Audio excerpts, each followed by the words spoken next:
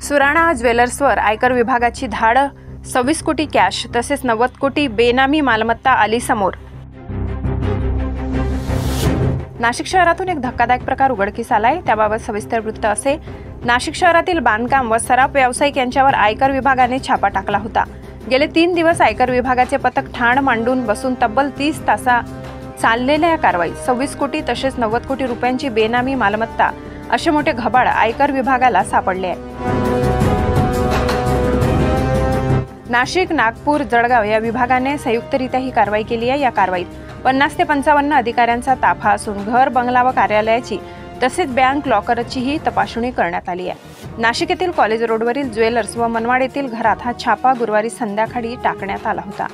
या कारवाईत pen drive व हार्ड डिस्क जप्त करण्यात आली आहे। आयकर अन्वेषण विभागाचे महानिर्देशक सतीश शर्मा यांच्या मार्गदर्शनाखाली अतिरिक्त निर्देशांच्या निगराणीखाली नाशिक, नागपूर, जळगावच्या अन्वेष पथकाने ही कारवाई केली आहे। दरम्यान एवढी मोठी रक्कम सापडल्यामुळे नाशिक शहरात एकच खळबळ उडाली आहे। महाराष्ट्र माझा न्यूजसाठी मुख्य संपादक जनार्दन गायकवाड, नाशिक।